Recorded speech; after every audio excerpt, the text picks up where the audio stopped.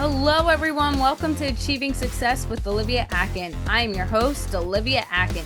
Each week, we will discuss the roadmap of achieving your personal and professional success.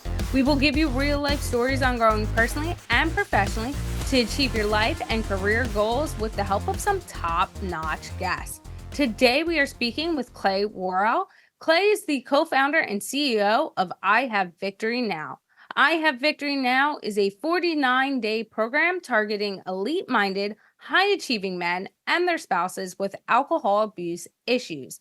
In addition to I Have Victory Now, Clay also the founder of Epic Life Solutions, a speaker, a life coach, and author of many books, some of which include How to Save an Addict's Life and the book Facing Down My Giants, Finding Life in Christ, and the book Making the Change, No Longer Letting Alcohol Control Your Life. You can find Clay on LinkedIn by searching Clay Worrell or by going to his website, ihavevictorynow.com, or by emailing him at clay@ihavevictorynow.com.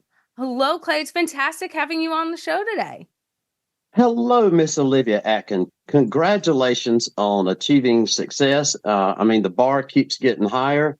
The rankings keep climbing, and it always starts at the top, and that's with leadership. So, it's just reflecting who you are as a person, and I'm honored to be here. Humbled to be here, honored to be here, and I believe and pray that we'll be able to speak some encouraging words and some true precepts about life and achieving your dreams, right? Yes, and let's dive into it because I appreciate all the kind accolades, but I want to get into your journey and really be able to share the knowledge with the audience. So to start off the show, can you tell me what success means and looks like to Clay Worrell? Well, success was redefined for me. And we can kind of get into that maybe in a little bit. But, as a child, I think like most guys and young ladies, girls, this idea of success maybe looked something like getting the accolades, the MVP of the athletics, which I did. And then it kind of looked like a certain amount of digits in a banking account with Harleys and boats and cars and travel and things like that. So success was that for a long time. And for me, I found that to be pretty empty. And we can get into that because all of a sudden it's, well, now what? Right. So success for me today looks more like, if I could paint it, it looks more like mental, physical, spiritual, and relational health. And it's framed somewhat like instead of, and let's just use one analogy, instead of my goal is to lose 25 pounds, what it looks like is my goal is to be healthy. So it's an ongoing process without a finish line. And it's quite interesting because in any field of study, or whatever it might be, the more you know, the more you realize you don't know. So that kind of blends right into the relational side of life. And, my goal is, when we talk about success, when you look at the 5 greatest regrets people have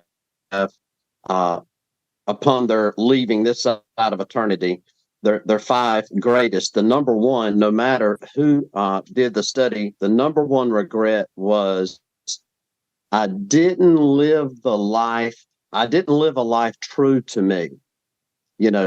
I didn't ever pursue that thing that's planted in every single person's heart. That one thing that's in there and in here, I didn't pursue it, and I didn't live a life true to myself. So success for me today is multidimensional. It's got different layers, but it has a whole lot to do with serving other people. Having that meaningful mission in life, as Lewis Howes likes to say, the meaningful mission he discovered and you've discovered, to me, that's success, is helping other people. And as Jordan Peterson says, and I think he nailed it with, I dare you to find a better feeling than that feeling of knowing that you truly helped someone else in a real, tangible, a physical, uh, a real way you help them in their life. So that's kind of success. And I love that because you mentioned and brought up in identifying what success means and looks like to you, how success can transition, how it can evolve, but Yeah. also identifying what you're passionate about, how it aligns that journey. You brought up so many different great points there, as well as Yeah. bringing up the aspect of what it looks like for you throughout different stages. And I definitely want to dive into that because as the show itself is called Achieving Success. And Yeah. you have definitely had a success journey. Um, Yeah.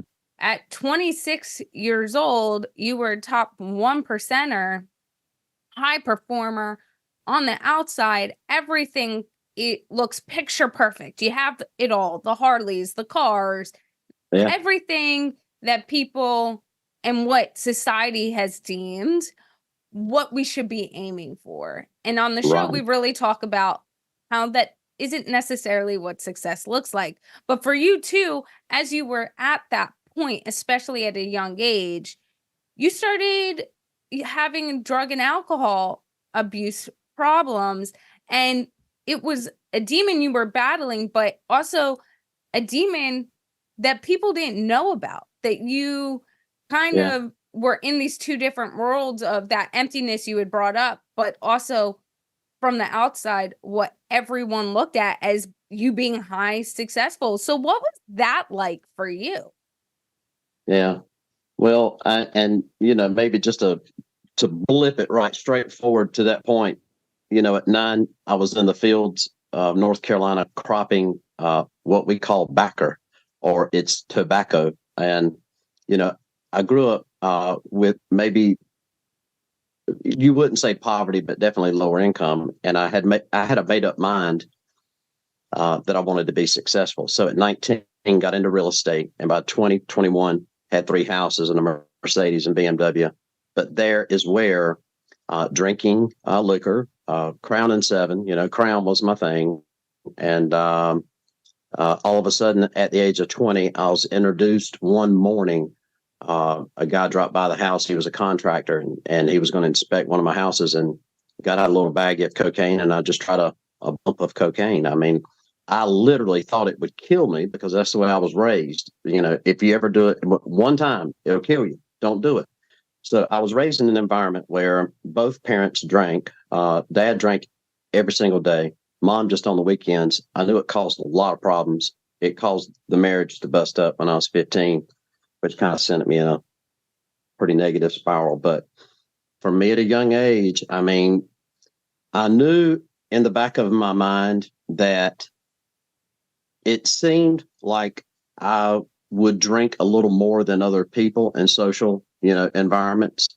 I mean, it seemed like I didn't really have a off switch, but I mean, it didn't really bother me a lot because there were no real consequences. I was that young jock kind of guy, bouncing around, a bunch of girlfriends at one time, and they all knew it. They didn't care. He's got his own place, got the cars, and doing this and that. And it was just very, very, very carefree. I mean, when you're in real estate, you don't have a schedule. So, I mean, sometimes I'd be gone at the beach for a week, 2 weeks, and just, I mean, out of nowhere, Then, I went from real estate to manufactured housing with a Fortune 100 company. And I did that for money. I mean, a guy kept slapping paychecks down in front of me at the bar, 10, 12, 15, 20, 30, 40 grand.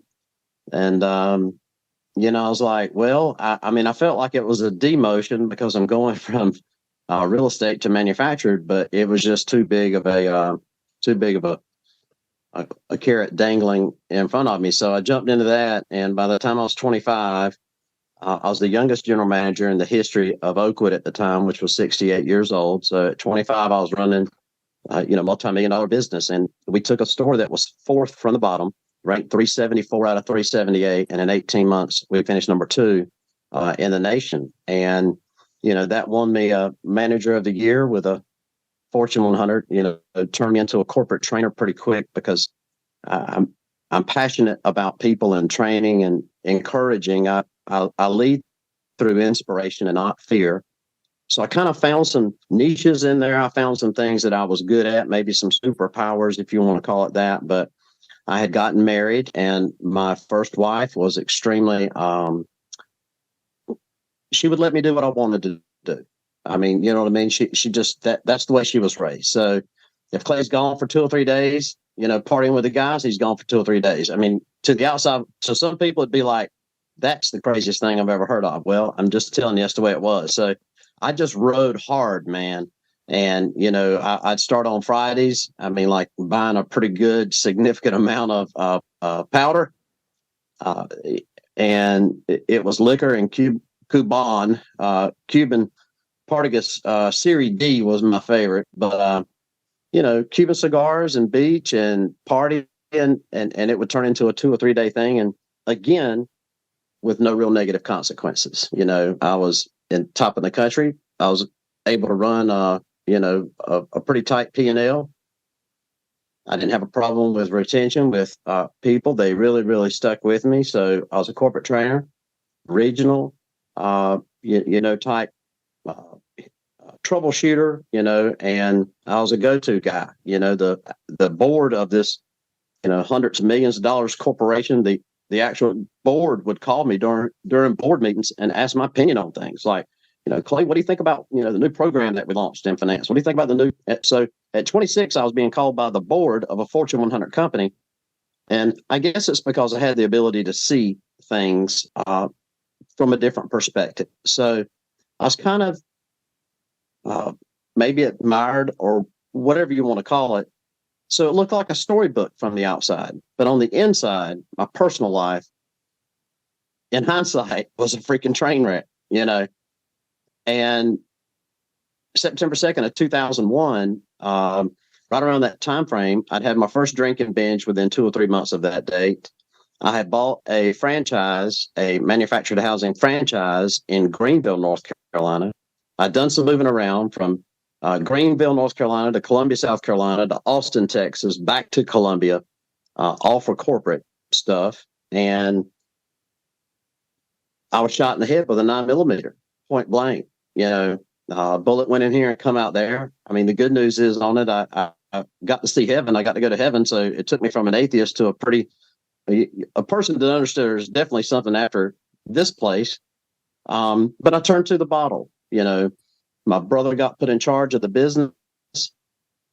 The bills weren't getting paid. The next thing you know, the freaking business is on the news because customers couldn't get their money back because my brother was using the money for paying the bills and all kinds of stuff. I had a bond. Thank God it paid it. So no charges come out of it. But now all of a sudden, this kind of highly regarded businessman was in the newspaper for a business shutting down, having to pay back clients through a bond.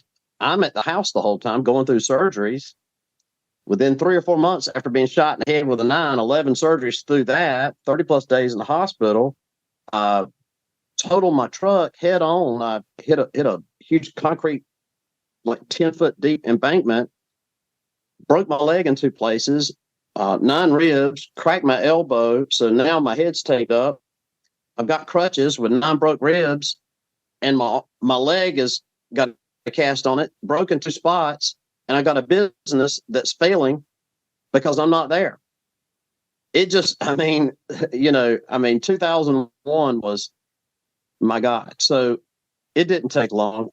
I lost my marriage, houses, boats, and cars, and sold my Rolex to make some house payments. And I turned heavily to the bottle. I didn't have any type of foundation as far as being able to process feelings or emotions in a healthy way. A lot of the skills on the personal side, I just didn't have them. I didn't have the mentorship. And I think people are afraid. Yeah, go ahead. Yeah, and I think that brings up some key points is sometimes, like you said, on the outside, everything looked great. And then it was these small moments that over time truly built up And then you're looking back going, oh, wow, like all these things are happening. Like you said, looking back to not necessarily healthy relationships for either partner with your ex-wife and yourself, and not giving each other and yourself the skills to have that foundation, and then going through, being shot, then having the broken ribs, all right back to back, and then going, okay, I really don't have the skill sets I needed. I was really good at all these other things, but building myself up and giving myself those tools that when confronted with the challenges, I wouldn't give into. I don't have those. So for you too, you brought up starting to have your first drink at a very young age, doing drugs, drinking alcohol. What was the moment that you really decided, okay, I have to conquer my demons and get clean? And what was that like? Well, I mean, from September 2nd, lost it all really fast, like within 6 months. So now I'm alone. And over a 12-year period, there were 25 plus detox units from West Palm Beach, Florida, to Roanoke, Virginia. 20 plus hospitals. A lot of times I'd have to go to the hospital, end up with IVs because of dehydrated, no vitamins, nutrients, plus get Thorazine or whatever, DTs, withdrawals. So 20 plus hospitals, 25 plus detox units. Ended up in 3 psych wards because I would try to break out of these detox units and inpatient facilities to go get some more alcohol or opiates. And 4 inpatient programs. And this was over 12 years, living with family and friends, halfway houses, cheap hotels. And I knew that I genuinely wanted to overcome these issues, this issue of alcohol and opiates. And I knew that I had willpower. I knew I had a huge amount of willpower and determination. I proved that in sports and I proved that in business. I knew my IQ was pretty good. I mean, it's pretty good. I knew that I had the common sense, just worldly, real world experience, common sense type guy. So what I discovered was what Lance Dodds writes about, Harvard's addiction specialist, psychiatrist. Dodds writes that AA and the 12 steps, his quote here in front of me says exactly what I experienced and what millions of men, 1 in 8, Olivia, 1 in 8 Americans has an AUD, an alcohol use disorder. I used to feel like the Lone Ranger way back when I was dealing with this, like I have to be the only one.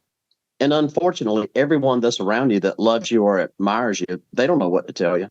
But Lance Dodds nails it. He says, Alcoholics Anonymous was proclaimed the correct treatment for alcoholism 75 years ago, despite the absence of any scientific evidence, and has been on the wrong path ever since. Today, almost every treatment center, physician, and court system in the country uses this model, yet it has one of the worst success rates in all of medicine.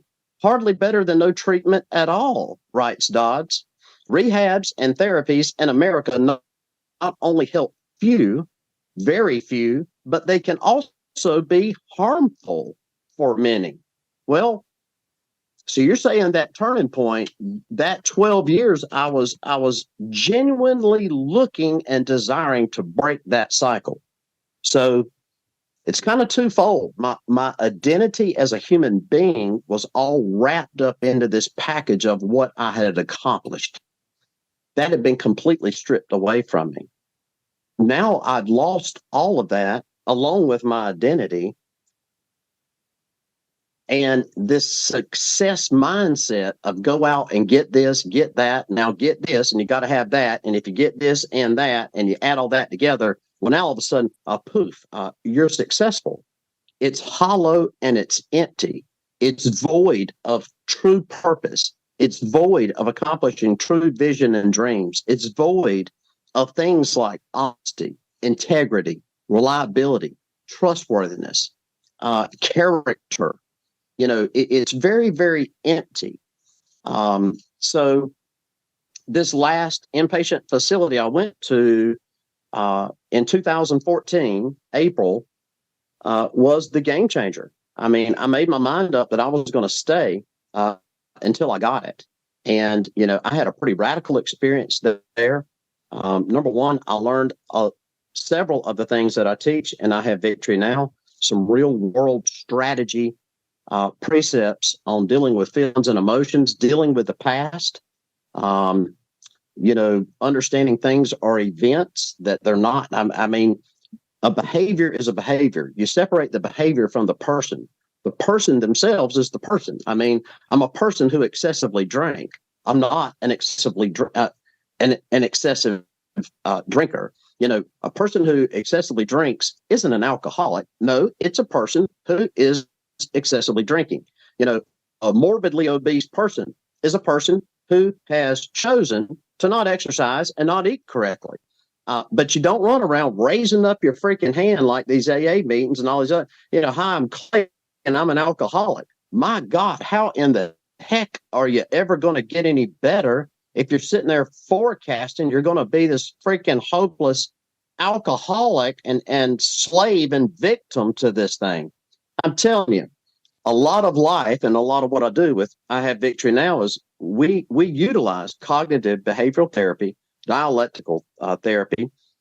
We look at spiritual precepts as well, which closely align with all of it. William Glasser's choice theory, the number one credentialed mental health and addiction specialist in North Carolina, strongly endorses my work and utilizes my work in small groups. But it gets to a place where I had to learn that my identity does not lie in even what I think. My identity is not in what you think about me. And my identity is not in what I have done or haven't done. My identity lies somewhere greater and deeper than that. And I choose to believe what I call God, what I consider to be God the Father, Son, Holy Spirit.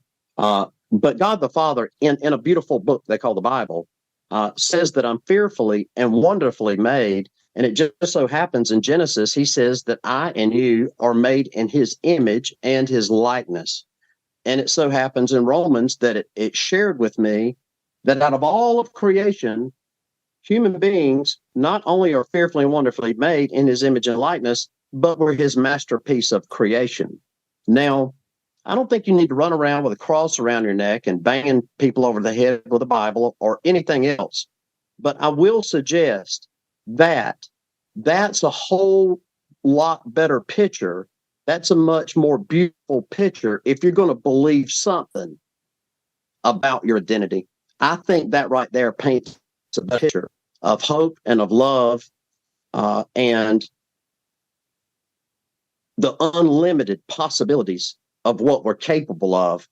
That painted a picture for me of I gave myself grace. I gave myself forgiveness. I went back in time and realized don't beat yourself up for not applying and not doing something with the information that you didn't have. People say, if I could just go back in time, I would do it all over.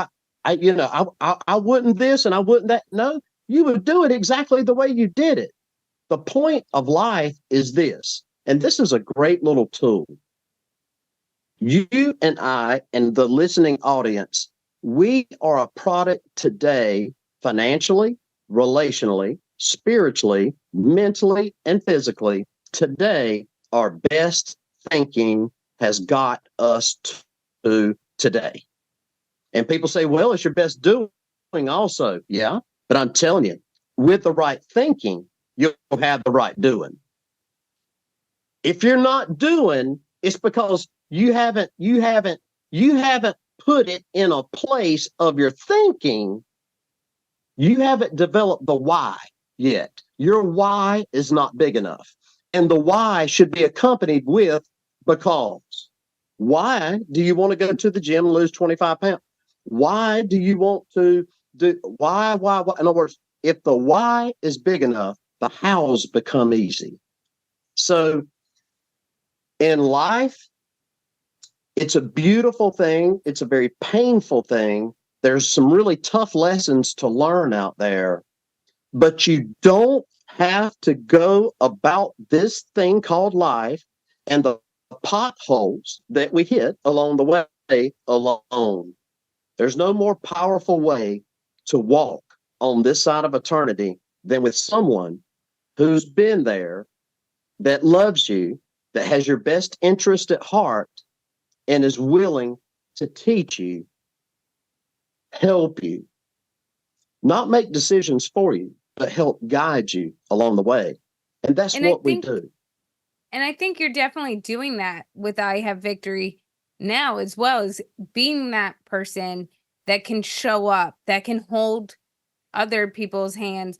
And what I love about I Have Victory now, and you and I have talked about it in detail, is the fact it isn't just you, and you aren't just helping men in I Have Victory now. You started this, and it's on this mission of being a servant leader and helping others put their best foot forward, along in partnership with your wife, who not just, again, you're not just helping the men who are going through addiction and walking on the other side of it, but also helping the spouses. So for you, why was it so important with I Have Victory now, not to just focus on the person going through addiction, but also giving the support and the tools to the spouse as well? The spouse, your spouse, the man that you decide to commit to, the woman the man decides to commit to, I'm telling you, I mean, whether you like it or not, is going to determine a lot of things about your life. And when it comes to things like overcoming issues in life that we all have, some just come dressed up differently than others. You see, you can see the liquid in the container, and you can see them acting, that's pretty easy to see. But what about the hidden issues that we still see, but nobody ever talks about? The depression, the anxieties, the PTSDs, the lust, the pornographies, all these things. But why is it key to have the wife there or the spouse there? Number one, the spouse has been hurt. They've been lied to way more times than I have fingers and toes. They've been let down. I mean, my God, when you get married to somebody, I mean, you certainly don't think whenever you decide to make a decision to spend, the rest of your life with them, you certainly don't, raise your hand part of the package. I mean, I know it says in sicknesses and health, for better or for worse, to death was part.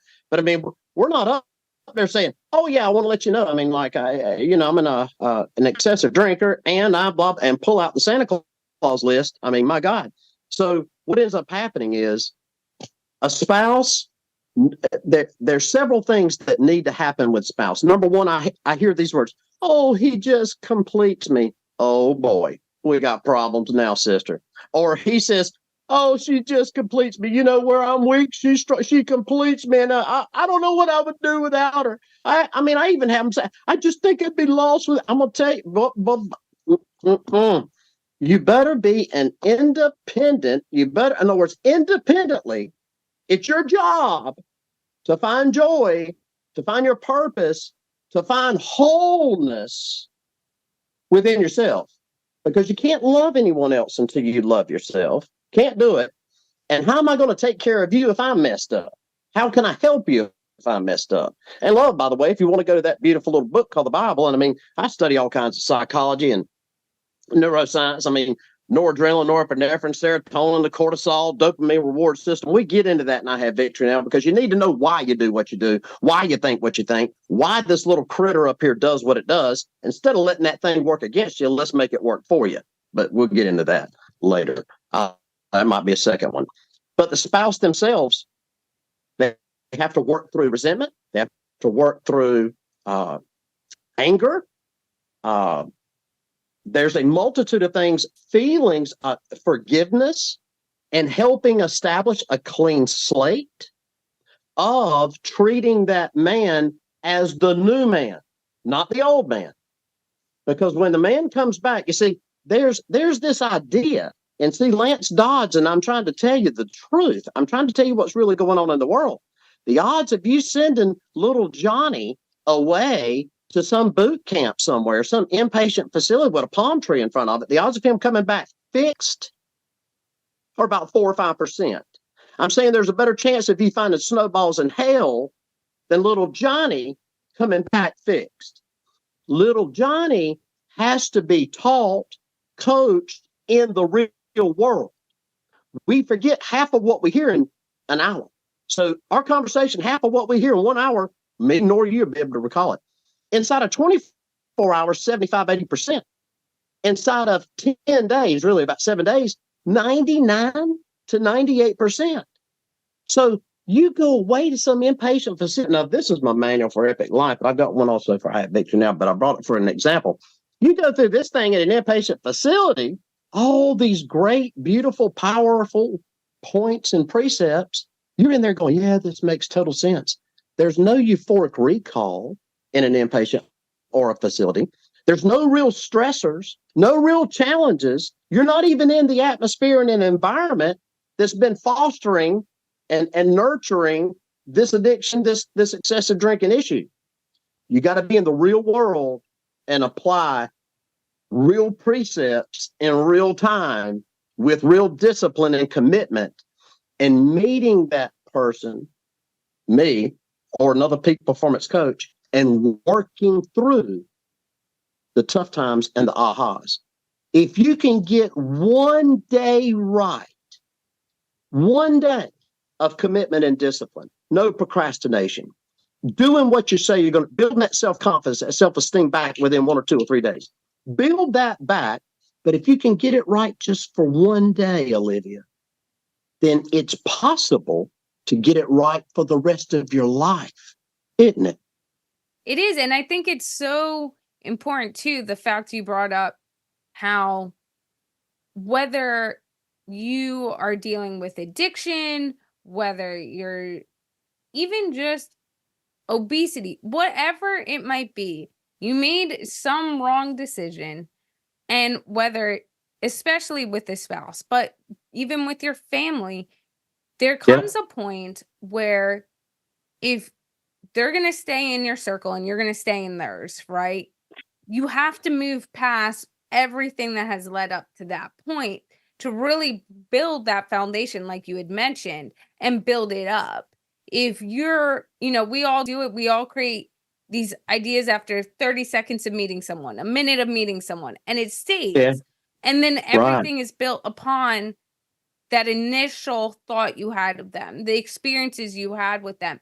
But what we all have to realize too is that by holding on to that, we're not just hurting the potential greatness and that relationship you can have with the other person, but you're also hurting yourself because it's hurting your own growth.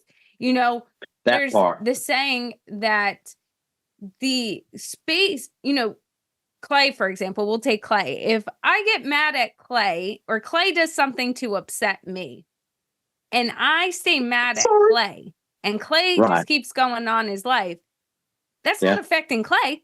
Clay's still going, still pushing through.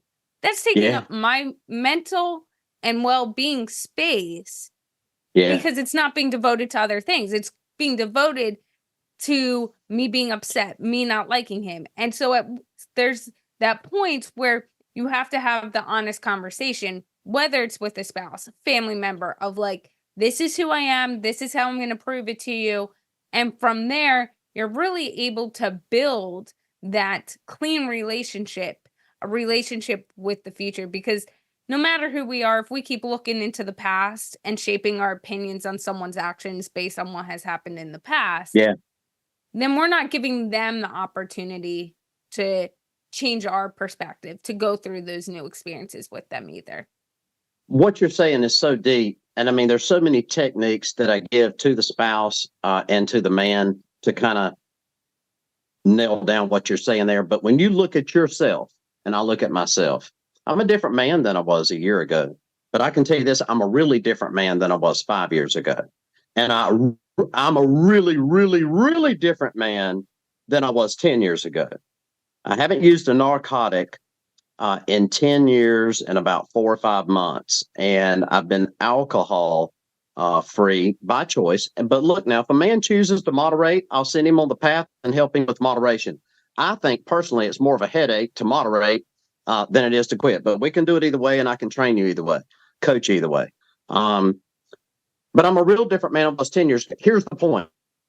We grow and people change. And just as sure as the sun's coming up, you'll be a different person a year or two from now than you are today. The problem, the opportunity in life is we're taught, we're groomed, and we're bred through social media and through all this other stuff. Way before social media, this all existed. And we're given this success definition. And today, 80% of the people don't like their careers, hate their job. Over half of them are depressed. Listen to me now. Over half depressed. You've got obesity epidemic. So you've got nutritionally deficient. You've got 70-80% dehydrated. You've got 70-80% sleep deprived. Can I share with you, if you would look at yourself the same way that you would look at the other person that you say that you love, and I would die for them. I die for my kids. I die for my wife. I die. Why don't you live for them? And why don't you look in the mirror? I mean, man up and look in the mirror. And I'm not talking about look in the mirror for 5 seconds. I don't care what kind of mask you're wearing today in front of this, that, and the other. Look in the mirror for 5 minutes. And who do you see? Hell on earth is looking at that man knowing that I could have been more. I could have been more back then, yesterday, last week, last year, and I could be more now. And I have no plan. I have no coach. I have no assimilated battle plan put together to be everything that I know is in here I can be. We're not taught self-awareness. We're not taught social awareness. We're not taught self-management. We're not taught relationship management. Do you know how those things are learned, especially by businessmen, the 1%ers? Do you know how we learn it? We learn it through divorce. She gets half. You get to see the kids. Listen to me, because I know and I've been there. Do you know how great it feels to pay a couple of $1,000s for a child that you dearly love? So here you are living in a cheap apartment because now you're paying over a G, couple of G's. She's got the kids. You get to see them what? I don't know, 5-10% of their life. You got another man raising your child, brother. It happened to me. Listen to me. Another man raising your child. You get to see them every other weekend and maybe a special event, and you destroyed a relationship that could have worked because you didn't take action. If a program like this right here would have been in place, you say, Clay, why do you do what you do? I've been offered $500,000 low end, 3/4 to 1.2 inside of 36 months by several large organizations because of my skill sets, and they're proven. This ain't a bunch of hype and little Instagram and I'm this and all this in a bag of chips. No, man. I mean, like I got the phone numbers. I mean, like I've got the testimonies. I got the endorsements. I am who I say I am. Here's the bottom line. Clay, why on earth wouldn't you go back into corporate America? Why wouldn't you go make that $500,000 or me? Why wouldn't you do it? Why aren't you doing it? You've got 2 children. You got a wife. Why wouldn't you do it? I'll tell you why. Because if not me, then who? And if not now, then when? How many marriages have got to be destroyed? How many children have got to pass on? The number one causal factor for your child developing addiction issue is you consuming alcohol on a frequent basis. The child knows it.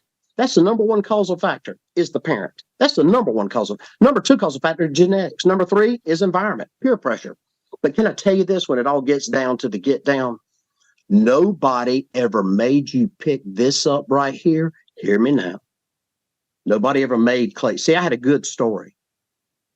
Yeah. 25 plus detox, 20 plus hospital, 4 inpatient programs, 3 suicide attempts. One night I took 58 pills and cut a garden hose and taped it on the inside of a window at 2 o'clock in the morning in Columbia, South Carolina, about 15 years ago, because I was so freaking depressed and tired because of dealing with the results like Dr. Dodds is talking about. They're not helping anyone, and everyone knows it. And it's time. People say, Clay, why are you doing what you're doing? I'll tell you why. It's called the testimonials. It's the tears, and it's the knowledge of knowing that there's a family that's together right now because I chose to help. There's a child that does not have to live in the same environment that I had to live in growing up. Do you hear what I'm trying to tell you? Walking around on eggshells their whole freaking childhood because daddy's drinking. He's drinking. Oh, no, mama just started drinking. People don't have any idea what kind of hell that is to be raised up in. But aside from that, that's why I do what I do. That's why I do what I do. That's why Felicia does what she does. There's something great. 40% of the hospital beds in America are occupied. Google it, because of alcohol. One of the 200 known illnesses and diseases alcohol causes. It kills more than all drugs combined.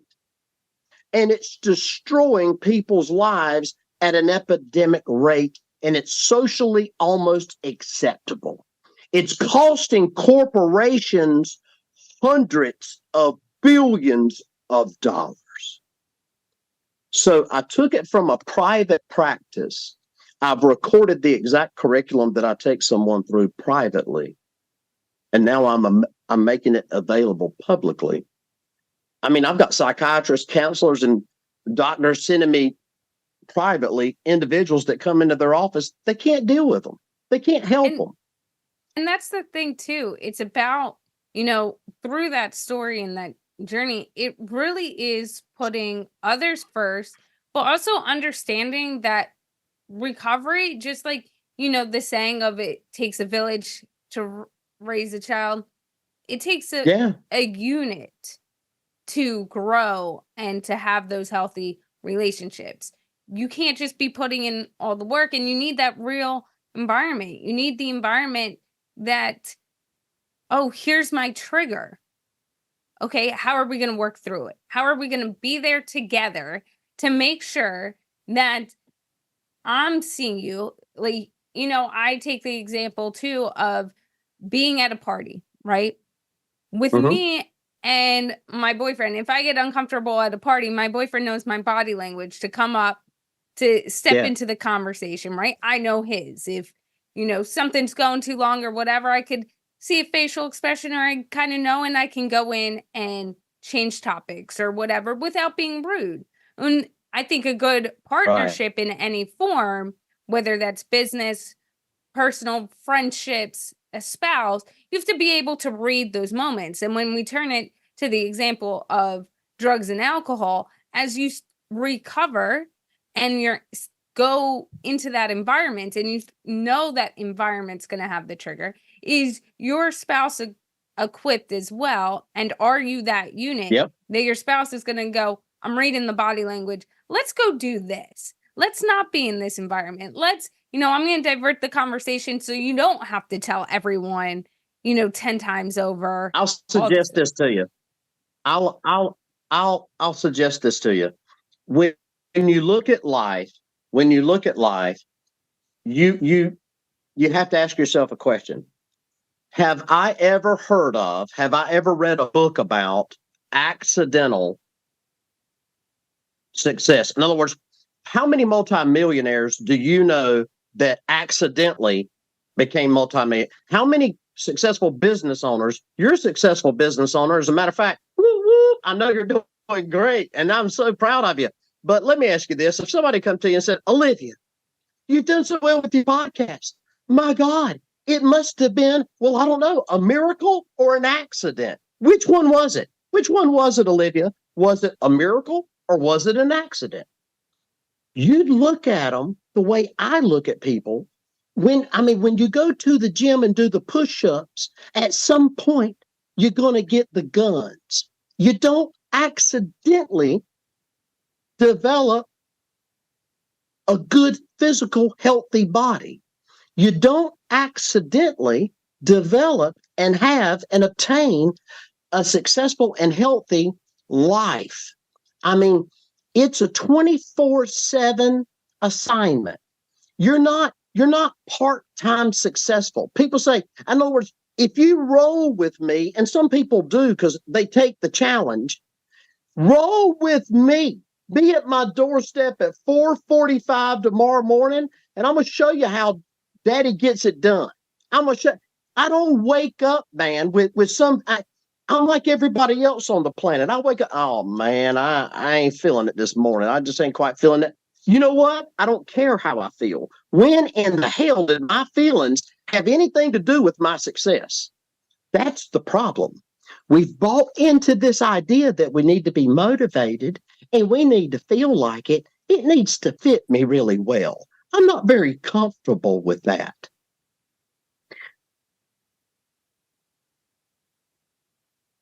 Balls don't roll uphill. Balls don't naturally roll up. If you want to go uphill, you're going to have to be intentional. In every single aspect of your life, it's either going to be regret or it's going to be accepting the little bit of sting that discipline brings.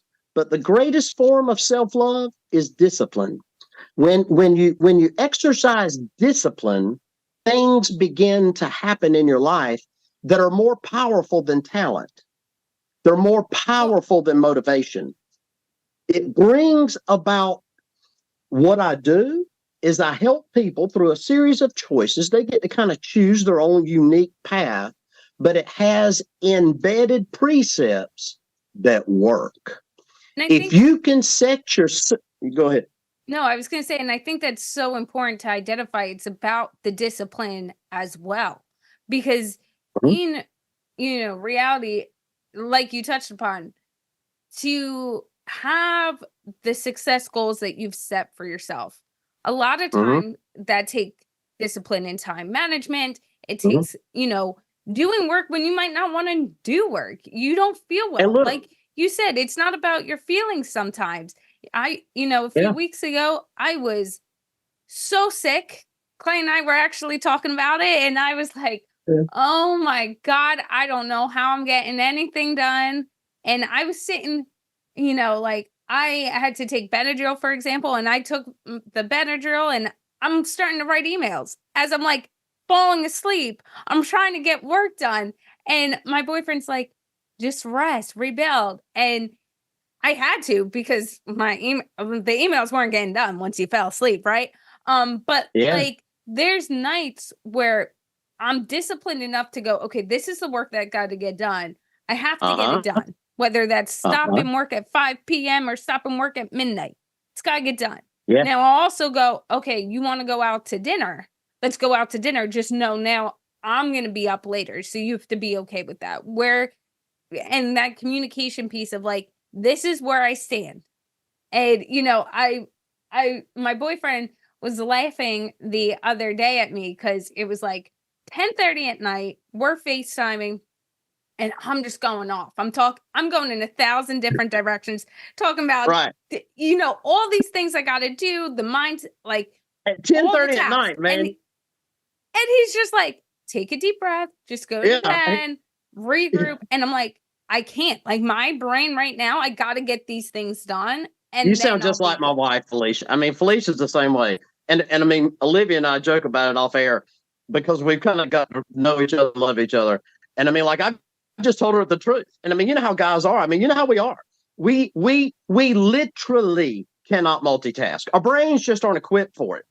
You could get Olivia and my wife together. If you two would come together, you would have a good chunk of the world's problems handled inside of 24 hours. Man, I've never seen anything like it. Everybody in my household knows Both moms live with me because of their health. I've got two little girls, which are the most beautiful things in the world, a full-time sitter, caregiver for her mom, which has MS and dementia.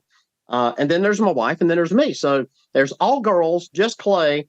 And of course, when you got all girls, who comes over to visit? All girls. So, I mean, it's not uncommon to have 8, 9, 10, 11, 12 of you little critters running around the house. And it's just little old me with my testosterone. You know what I'm saying? But look, I got some tests now, girl. I go hard now. I got my man side. You hear me? I still got my type A rolling now. I still got my masculinity. Hallelujah. God knows we need to help some men with some masculinity. And we do, and I have victory now. And we're not going to run from it. To close it and to seal it, you were born a man. And a man needs to stand up. A man needs to be disciplined. Your wife needs you in that home as a strong force, as a rock.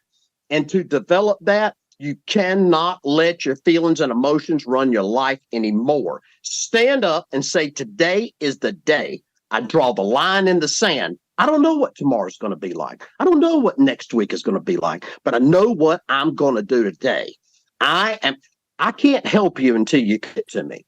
I can't help you until you commit to me. But you commit to me, and I'm not in the business of letting you fail. I will not let you fail. If you're truly committed, you're going to get the best curriculum in the world, period. And it's just not me saying that. That's what other doctors say about what I've written. They think I'm some brainchild. I'm not a brainchild at all. I'm smart enough to listen to wisdom. I'm smart enough to listen to other people that are wise. And I'm smart enough to know that there's nothing special about what you're thinking about these other people that are special. It's small micro habits that manifest themselves into a beautiful life. And it's like that in business. When I was running a top store in the whole country with the Fortune 100, they thought I was some kind of wizard or something. How did you take a store never made any money in 8 years and rank 4 from the bottom to number 2 in the country in 18? How did you do it? Because I listened to wisdom. I didn't recreate the wheel. And I went to work. I'm disciplined. I went to work. You can see the most radical breakthroughs in your life. I'm not talking about in weeks. I'm talking about in 2 or 3 days, Olivia. In 2 or 3 days, I can have self-esteem and self-confidence rebuilt in a man inside of 3 or 4 or 5 days. I mean, take him right back to a place. And then the goal of this whole thing is not to, excessive drinking is a symptom. If you're finding it to help you in the afternoons, if you're finding it to help you here and help you there, then what's it helping?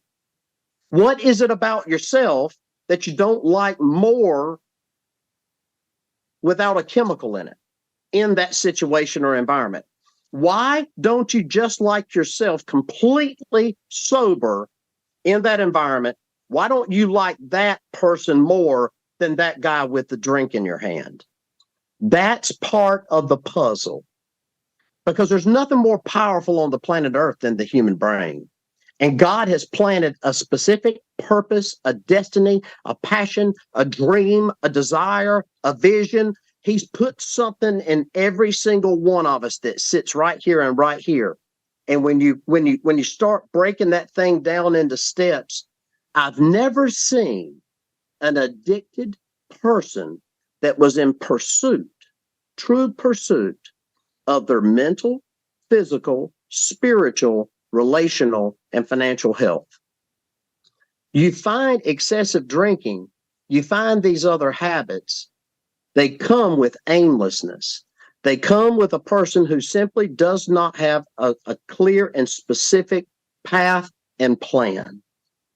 And it starts with what I intentionally allow in my ears, my eyes, and what I allow myself to be exposed to. I'm not going to allow my neighbor to come outside every morning and dump his freaking trash can in my front yard. One morning, I'd say maybe he's had too much to drink and let's give the old boy a pass. But if he did that 2 or 3 mornings in a row, me and him have a problem. So why do I allow negative people in my life to dump their crap in my brain? Why do I allow limited thinkers dead end thinkers that hadn't accomplished anything. Why do I even consider what they have to say or allow them in my atmosphere at all? Why do I even look at anything that's not taking me in the direction that I want to go? Why do I allow myself to read stuff that isn't taking me in the direction? There's got to be an area of self awareness, intentionality, make a plan, have a great coach that's there, that's been there, that's walked the walk, and that can help you overcome. There's a couple of things in there usually in the psyche need to be worked through. And man, I'm telling you, my goal has never been to help men just overcome a hurt habit or hang up or overcome excessive drinking. That's never been my goal. That's way too easy. That's way too easy. That's way too easy. I mean, I'm over 90% successful there. That's why people see me. I mean, I got psychiatrists send me people driving 50, 60 miles away to see me. I mean, and they're passing hundreds and thousands of counselors along the way. It's easy for me because I've been there. That's never been my goal. My goal has always been it's one thing. I want to help you develop a plan, realize that vision, realize your destiny, realize your purpose on this side of eternity. I want to take you higher. I want to see you go higher. I want to help you go higher than you've ever dreamed, imagined, or prayed, because you can do it. It's in you. It's in you. Greatness is in you. And more times than not, that bottle and that alcohol, it's numbing it. It's killing it. You get that out of the equation. You get a little bit of structure and intentionality built into your life. The next thing you know, my God, you see a hyper brilliant, intelligent, passionate, driven human being. Separate yourself from the negativity. Clayton, that's a great way to wrap up and a great last takeaway. So Clay, how can people get in touch with you if they want to connect with you? I'm going to do this on the front end, and I may regret it later, but my number is 919-252-9552. That's my cell. You can hit me at Clay at IHaveVictoryNow.com. You can see on our website, it says book a confidential call. Go through that series of prompts, and you'll get sent over to a calendar. I do not assign anyone a coach. I personally talk to every single person that goes through the program. I refuse to be a hands-off person. So I have my hands all over things when it comes to making sure I inspect what I expect. And I want to make sure every single man and every single spouse is getting the best of the best of the best. You'll have the best curriculum in the world that's ever been assembled in the world.